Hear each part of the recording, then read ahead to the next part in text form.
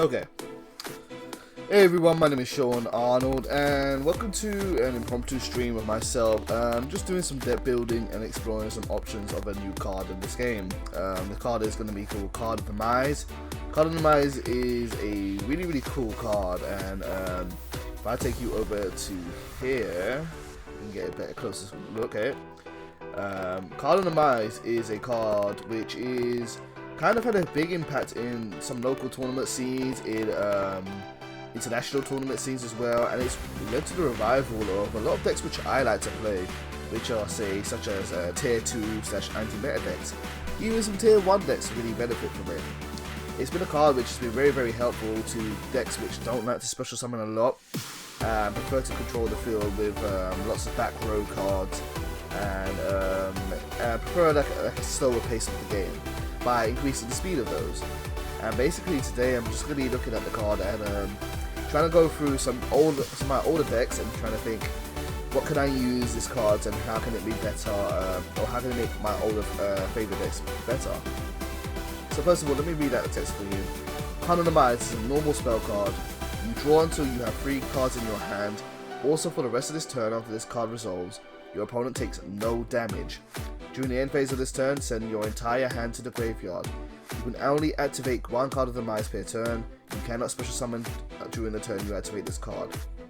So there's a lot of things you got to keep in mind with this card. You need to be able to run a deck which can use its hand quite quickly, that can commit to the field quite effortlessly. That means you need a deck which can either has lots of spell cards, has lots of trap cards, or spell and trap cards, and there's monsters which can flood the field quite quickly. However, speaking, with monsters, because you can't special summon the turn you use Card of Demise, it can't be spells which without special summoning. So you need cards which can either naturally normal summon themselves, or play a very low monster count in your deck, so the likelihood of you having a monster in your hand is quite low. And this has been done quite well in a variety of decks. One deck which I've been trying this out with is Gravekeepers. That was going to end my Gravekeeper week off, which I started on next to the Jewelers, and then I was going to take it to DevPro and see what it's like here.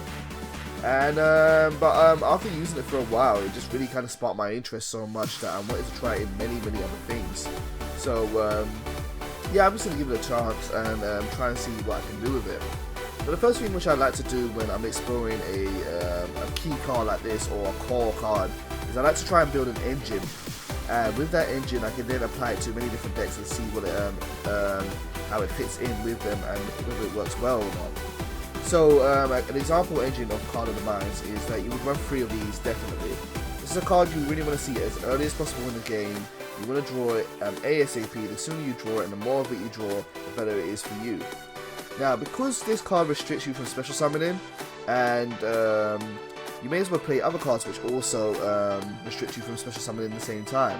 And there's another card which is really good for that, and that is Pot of Duality. Pot of Duality, many people should know this by now, but it is also a normal spell card that lets you excavate the top 3 cards of your deck and add 1 of them to your hand. Also, after that, shuffle the rest of them back into your hand, into your deck. So, ideally, you would like to play Card of Demise and Pot of Duality at in the same turn. So that way you go through your deck as quickly as you can, but at the same time you aren't really getting hindered by the effect that the restriction on your special summoning for that turn. Now there are other cards which also work similarly to this, and one of them is also called Into the Void. Now Into the Void, this is also a unique card. This is a unique card which was used in a lot of stall decks, in a lot of Exodia OTK decks. And the way this card works is activate only if you have 3 or more cards in your hand, draw 1 card, during the end phase of this turn discard all the cards in your hand. This one's a little bit tricky to use. You do need to have a full hand for it to use, or have at least 3 cards in your hand. So ideally you would want to do something, say that play Card of Demise, then play Into the Void, if it's already on the field and you still have 3 cards in your hand, and then you can draw an extra card for it. I find Into the Void has been useful in one of my decks that I've run, but in some situations it's not always been the most useful card to have. You only do gain 1 more card for such a high restriction, and it's not as versatile as say like an Upstart Goblin. So I'll put it in the side deck for now. But for that, it's okay so far. It is just a little bit slower than the others. So this is really my core engine for this. Alongside with card on the match, you just want to run lots of spell or trap cards, and then monsters which either repeat normal summon themselves. So let's take a look at a deck which I started working on a little bit earlier. Let me save this first. I'm going to call this Demise engine. And I might change this. Along the way I might discover other cards that work really well with Demise and kind of just fit in with it. And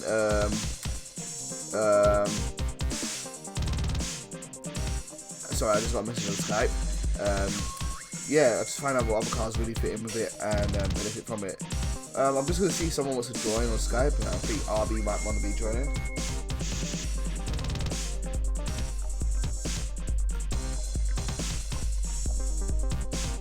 Let me know when I should call.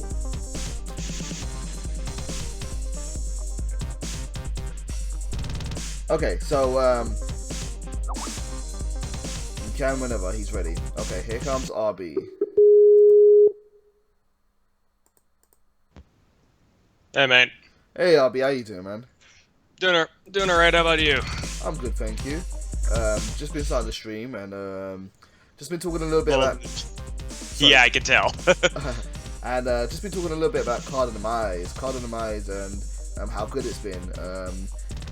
Right. Throughout the week or so, I've been testing it out quite a bit and been really enjoying how good it is for slower paced decks like the ones that I like to play. And I've had a lot of success with it, and I'm basically just going to be exploring that today. What I just did for the streams, I just read out what the card is, what's good about it, what's not so good about it, or what you need to be aware of, or how it best fits into a deck. And now I'm just building like a basic engine of what cards you should always try to run with Demise. And thus far, I've got Pot of Duality, because Pot of Duality obviously synergizes with it well.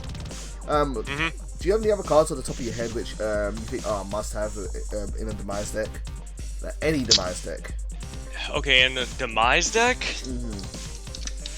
Well, there is a spell card that can search it. Which is by the name, it's the name of Left Arm Offering. Left Arm Offering, let's have a look at this. Left Arm Offering. If you have 2 or more cards in your hand, but banish your entire hand, add 1 spell card from your deck to your hand. You cannot set spell or trap cards during the turn you activate this card. But you can still activate it. Yeah, wow, that's tough. So this card, I would say, is really good for a deck where it doesn't really need it doesn't need your cards too much. Like I'm not sure how to describe it. It's a little weird. Describe what? But kind of describe on how what decks could possibly use this card. I'm feeling like a lot of people say that they like to run a lot of back row with Demise, but I feel like equally, if you can run a deck with lots of just spell cards and you can just activate them in that turn, then Left Arm Offerings could definitely work well if you're not really worried about setting. Right. So it depends on a deck which maybe has monsters which can survive a turn, or can stall your opponent for at least a turn or so, or be easily destroyed. Like kind of like, I don't know, not Guardians, Cloudians, for example. Cloudians, yeah, Cloudians could do it. I'm thinking like Spirit. Just Reaper. like cards that can't be destroyed by battle. A stupid monster by the name of March Macaron. March Macaron? I haven't heard of that one. Yeah. It just type in Marsh and it's right under Marshmallow. Marsh Macaron. Wow, that's a new one. If this card is destroyed by battle or card effect, you can special summon up to 2 other Marsh Macaron from your hand, deck, or graveyard. Wow, that's really frustrating. You can only use this once per turn. Imagine this. It's like you battle this, they get rid of 1. They get rid of it. Then you activate this effect, summon 2, they only get rid of 1, and then you still have 1 left that, if they destroy it, you summon the 2 that are from your graveyard. Right. So really... It just stalls, it stalls a little bit. So really, any deck with what, and I hate this term, but it's what's accepted, but any deck which runs a lot of floater monsters would be good with this. Probably Yang Zings could work well as well, unless. I mean, Yang Zings can use it. Like any deck can really use this, but it's like it depends on what the deck is in general. It's like if they can have it, it's their choice if they want to. They don't really need it. Yeah. It just depends on what the objective of the deck is. It really, really does. So Left Arm Offering is also a good choice. I also talked about Into the Void. Into the Void can kind of work well sometimes. I do think it's a little bit heavy for the cost. Just to draw one card, because it's basically Upstart Goblin with a higher cost. But if you're if you keep your hand high, then it could be beneficial. Right. It kind of like really one of the decks that I've only really seen use this deck to its full potential, like use this card to its full potential, is if you look into the picture, you see like this trap card. Mm-hmm. That is a card known as, if I remember, it's a trap card by the name of Infernity Force. Ah, Infernities, yeah. You use it with Infernities. Yeah. Because, if you remember, Infernity doesn't need their they don't need their hand. No, they all revolve around having no hand. They benefit from that greatly. Yeah, I was maybe thinking of making that again, to be honest, because I never really play it. I've played against Infernity so many times, but I've never ever gone through making one. So maybe, maybe I'll try making one of those too, to see how well. I mean, because of okay, how it works is that most of the time they actually do have a lot of cards that work with Archfiends. Mm-hmm. So they can work with Infernity Archfiend, like say, Trance Archfiend, they're able to search Infernity Archfiend. Mm-hmm, mm-hmm. It's mostly an Infernity deck, but has Archfiend cards in order to pretty much speed up the deck, because let's be honest, Infernity Archfiend at 1 hurts it. It really does. Yeah, it very much hurt that deck. And I mean, still, having it at 3 was broken, so we had to put it to 1 for some reason. We couldn't just keep it at 2. I feel like Infernities these days, I only really see them being mixed in with other decks, maybe like Burning Abyss or something along those lines. They lost a lot of their value once Archfiend got restricted to 1. Exactly. But really, any deck which can run a low monster count and can just work really well with card Demise and popularity is really good for this. I know even high level decks, everyone said that this was the anti-meta card, but even high level decks like Kozmos and Qliphorts have been running this deck. I guess Qliphorts is considered more tier 2, but I still think they're ridiculously strong. But a lot of decks can run this because depends on what you're gonna go for. So I'm going to show off a deck which I was working on a little bit earlier on, and this is my Evil Swarm build. Evil Swarms, I find love card Demise. It really adds a lot of speed to them, and I'm going to just kind of explain what I've got going on here. Then I'm going to try it out, and then we'll come back to deck edit and try another deck. See how it goes. I mean, I don't mind Evil Swarm too much. I'm just I'm not a big fan of the archetype. It's like, for some reason, I actually like Steel Swarm more for some reason. I really don't know anything about Steel Swarms. I feel like I don't know. But I mean, maybe Evil Swarm was that part of a story narrative in one of the shows or something? No, it wasn't. It was apparently Yu-Gi-Oh lore. Oh, okay. Or something. I don't like kind of the stories that the cards tell. Oh, okay. Because apparently with the Evil Swarms, what they are is that they are different monsters from different archetypes that were kind of corrupted by the Steel Swarms. Oh, I see. Okay. And if you actually realize, look at Steel Swarm and Evil Swarm. What do these two names have in common? Swarm. L-Swarm. They can both be used in the same deck and still work. Kind of, yeah. There are looking at the support cards, there's most support cards that support Steel Swarm than Evil Swarm. Some just outright don't support Evil Swarm, but they can kind of work together. It's just more the thing of L-Swarm in general. There's a lot of cards that are supposed to support both of them. Like say, Infestation Terminus, Infection, Pandemic.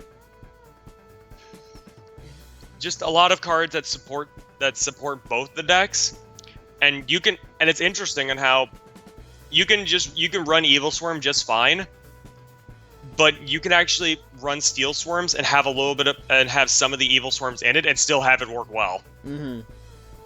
Now, what attracted me to using Evil Swarms with Card of Demise was you have cards like Castor and Carrion. I know I'm saying that wrong, but I'm going to say it like that anyway. Right. Who give you extra normal summons. And that's great when you're running Pot of Duality and Card of Demise, because you're flooding the field, but you're not using your special summons. You're not doing that as a special summon.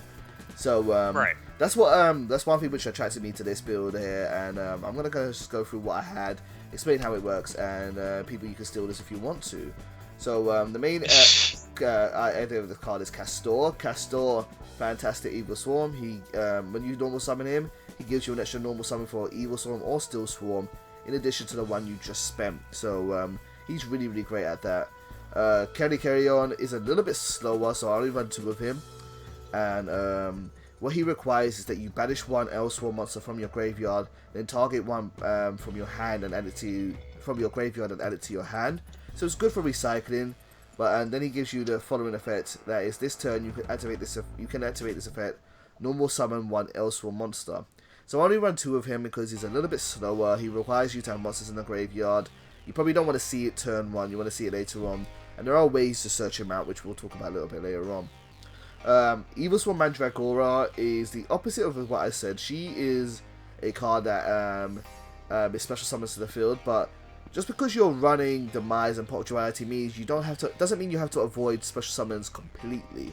In fact, you still probably are gonna want some special summons around, just so that once you've got all the resources you need, you can overpower your opponent and overwhelm them. So having that around is really useful. As well as is Evil Swarm Thunderbird. Now, this card was really amazing when it first came out.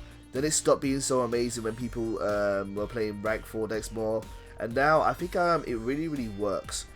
One thing which I found, actually, you know, I should have really started with my Gravekeeper build, because Gravekeepers are really what people talk about with Demise. But one thing which I found with playing my Gravekeeper build is that Gravekeepers, as fun as they are and as fast as they are with Card of Demise, they're really good at negating stuff and using floodgates to stop the field, but they really suck when it comes to monster removal.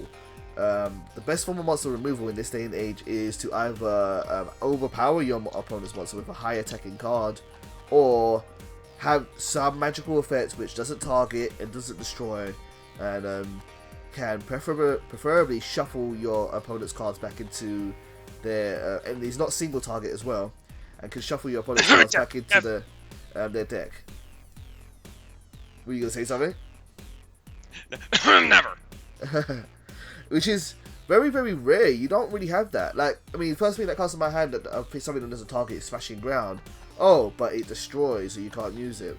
Dark Hole, Raigeki. Raigeki's still good, but it still destroys, which isn't always the best thing to do. So, one thing which I wanted to do with this deck, as well as run Card of Demise, is I wanted to explore effects which shuffle my opponent's cards back into their deck. And I figured that Evil Swarms could actually maybe possibly work really well with this for 2 reasons. They have this card called Infestation Collapse. This is, I want to say, it's almost a Icarus Attack, or there's another card that's similar to that, which I think is, I can't remember which archetype has it. But it makes you target one Evil Swarm or Steel Swarm monster you control, 2 cards your opponent monsters control, and banish your target and return the opponent's targets to your hand. It bounces, it gets rid of multiple cards on the field, and if you have something like Thunderbird on the field, you can actually just dodge the effect, and you won't have to banish anything as a result of it. It does target, which is unfortunate, but it's searchable thanks to Ophion, which is really great. So I've got 2 of those in there. Plus, with Infestation Infection, any card can kind of dodge that effect, because you can just use Infection to return it to your deck and add another one from your hand, which searches out pretty much every monster in this deck. The other card which I was going to try this with is also Compulsory Escape Device.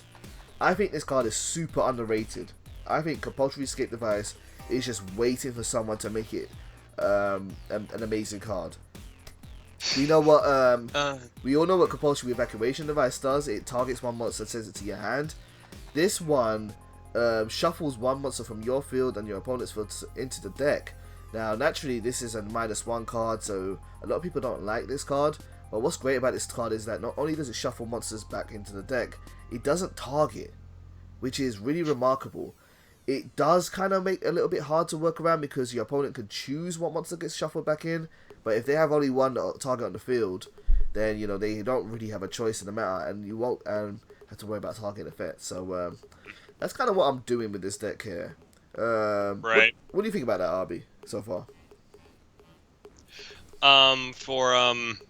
Looking at this deck so far. Oh, just in general. The idea about any thoughts on I will removal? say I never really thought of using Demise with Evil Swarms, but when looking at it, I mean, it will say it does make sense. Yeah, I think but so. I mean, like compulsory escape device definitely is a good card that you do not see. You don't see too often. Well, practically none at all. Yeah, pretty much never. Yeah, Sorry, it's literally how your build is now. It's instead of just more of an Evil Swarm deck, it's more of just Evil Swarm stun. It pretty much is. It really pretty much is. Yeah. And I mean, I don't mind that at all. That's fine. You play the deck how you want. Absolutely. So this is just one example. The idea behind this deck is that you want to normal summon lots of monsters using Castor effect or Carry On. You want to shuffle your opponent's monsters back into their deck using things like Trident Mirror Force, Escape Device, or send it back to their hand with Collapse. Use of Fired to search out Pandemic, Infection, and Collapse, whichever you need, and use your side deck to swap those out depending on the matchup. And then you've got your lots of stun cards. You've got Allure of Darkness for draw power, for extra draw power that is. Solemn Strikes for negation, Bottomless Trap Hole for mass removal. I put Time Space Trap Hole in here as well because it also shuffles. And I'm just trying to explore this idea of shuffling monsters back into the deck as opposed to destroying them and seeing how well that works. And so far, not too bad. It's been okay so far. I'm like, sorry, I'm just listening like in and out because I'm just looking through cards, just trying to see for a deck that I can make because really I'm having trouble trying to think of decks now just because I made pretty much every. Oh, excuse me. Sucks. It's like, I mean, I can make Harpies again. I can make Mermails. I can make UA. It's like I have so many things that I can make, and I have no idea. Yeah, I think we'll go through that sometime. Maybe it's not about making new decks for you. Maybe it's more about just testing them out. Exactly. That's why I'm having fun with. It's just I'm just trying to think of what could I do with these things. Like I could make Archfiends again if I really wanted to. I mean, one thing that I often do is when I get to a certain point of stagnation, I just delete all my decks. I just delete all of them and start again. And typically I end up going for the same decks again, but they're going to be different than what they were before because I've got new ideas. For example, you know what? Yeah? I know. Now this is one I don't think you probably know, but I'm going to be making a deck called Arcaniforce. Arcaniforce? Cool. Which very obscure deck. Yeah, absolutely. I've only used the level 6 monster. I think it's not the full. I forgot what it was called, but I've only used that once, and I used it in my gamble deck because it's right. Flips. Temperance. I used Temperance because Temperance. Can't even remember why. Oh, it went with reasoning. That's why. Temperance was literally just either you take half damage, opponent takes half damage, and it's a Karibo. Yeah, pretty much. Which is really fun. It's like I have so many things that I can make, and it's just really hard. Cool. Okay, so I'm gonna go over to another deck which I've been trying to use Card of the Minds with. and that is Gravekeepers. Gravekeepers, very popular with card in Demise. In this build here, I was trying Into the Void, but I might take it out. I'm not really too hot on it.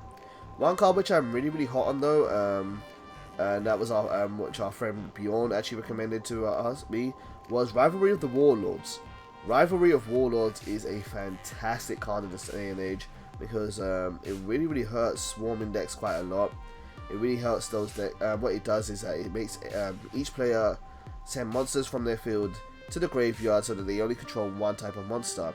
Each player can only control one type of monster at a time, and this can stun a lot of decks quite well.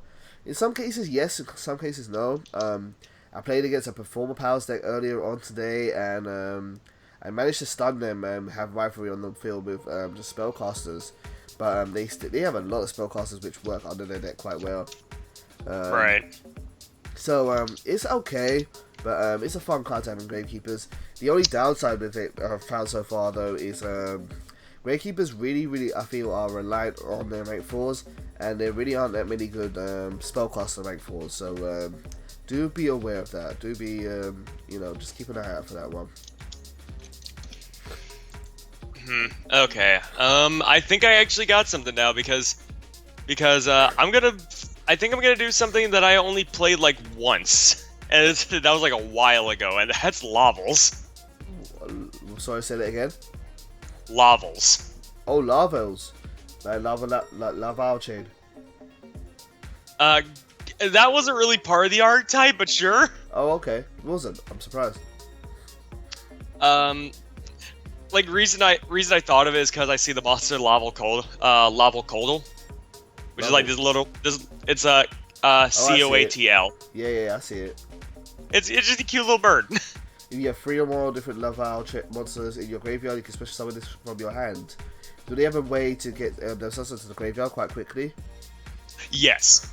What do they use? There is two monsters. It's called let me find it. It is Molten Conduction Field. Molten Conduction Field.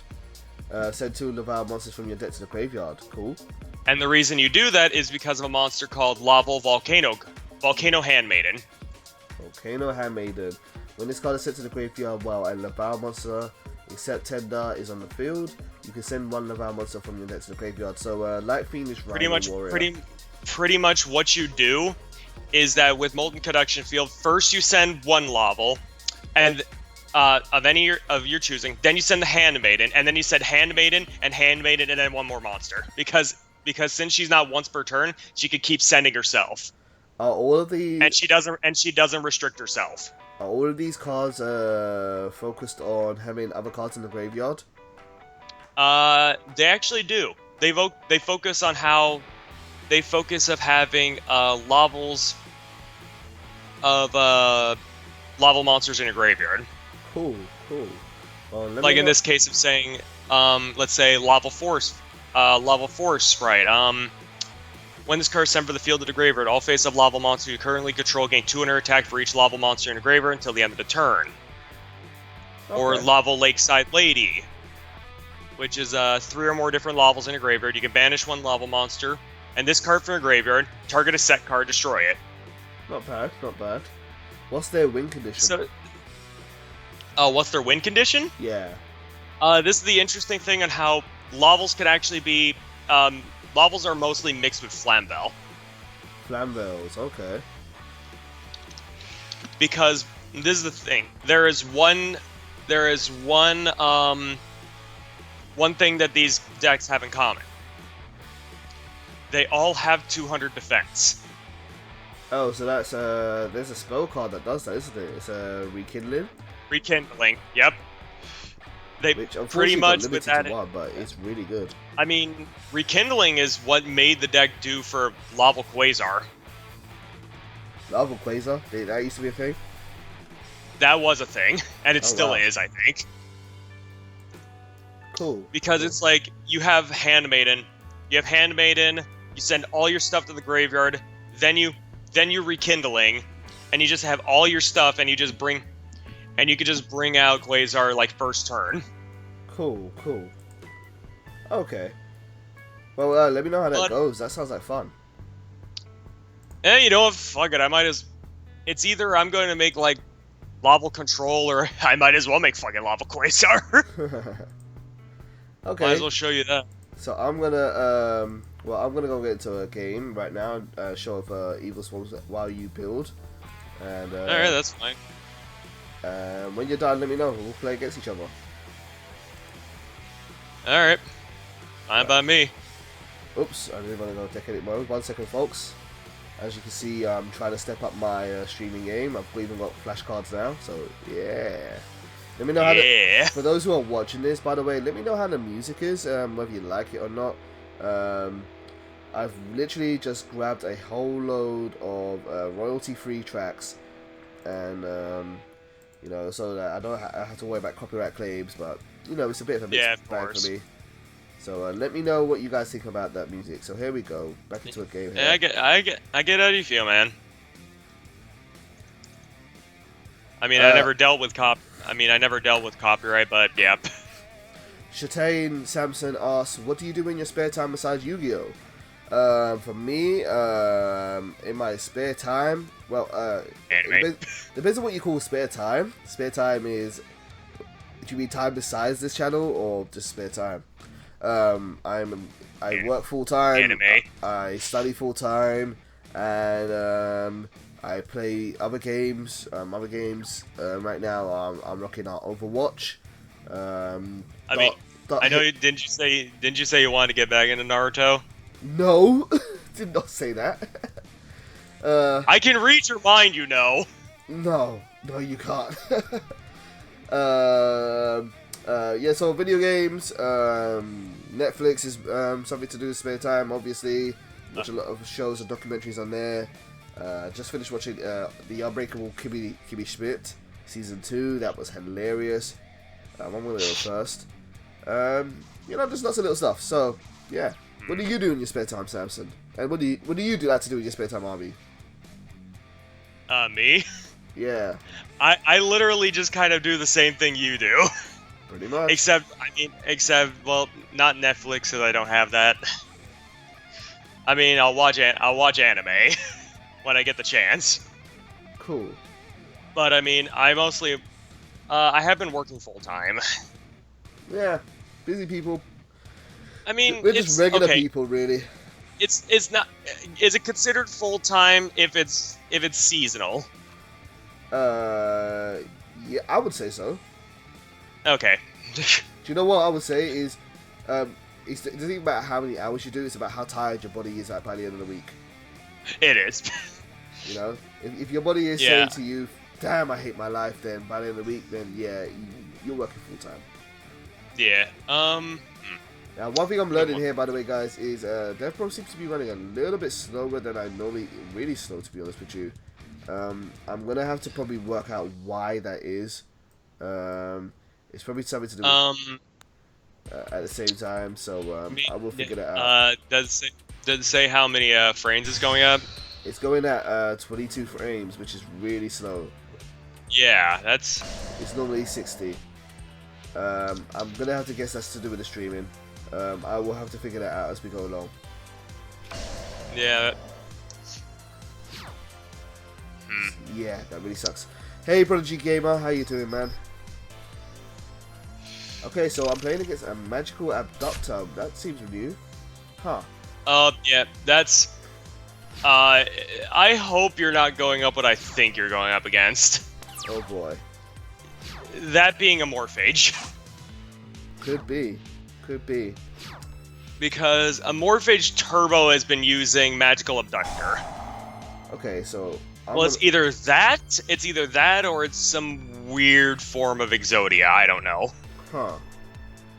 I'm gonna play... Because but I will say, yeah, a Morphage has been using it in order to search out their monsters, pretty much went to the Pendulum Zone.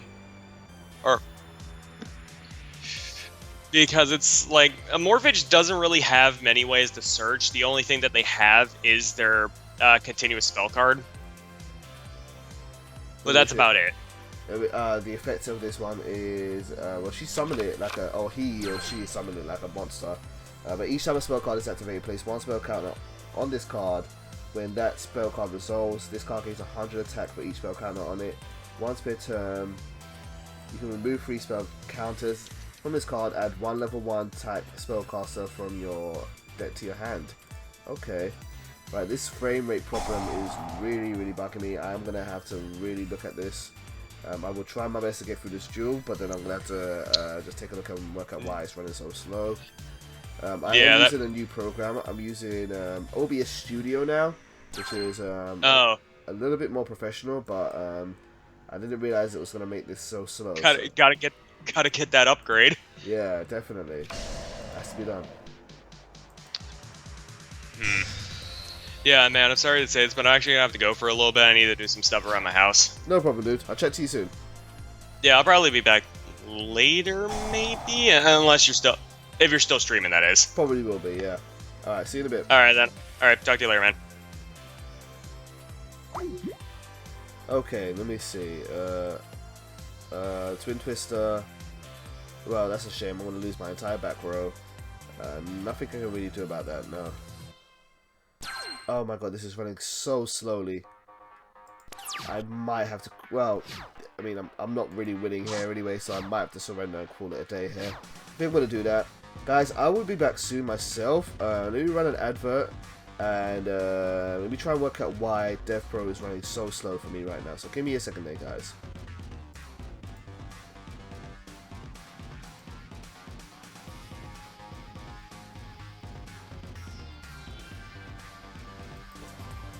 Nothing I can really do about that, no. Why DevPro is running so slow for me right now. So give me a second there, guys.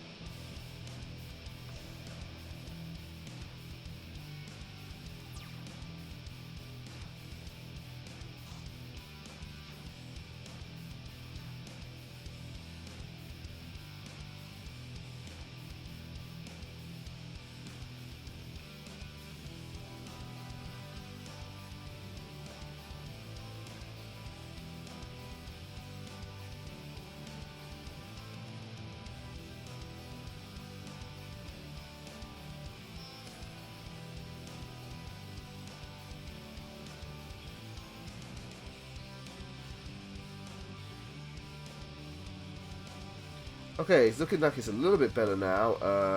It's at 30 frames, 42 frames. Still running fairly slowly though. Fairly slowly. Give me a minute while I keep trying, guys.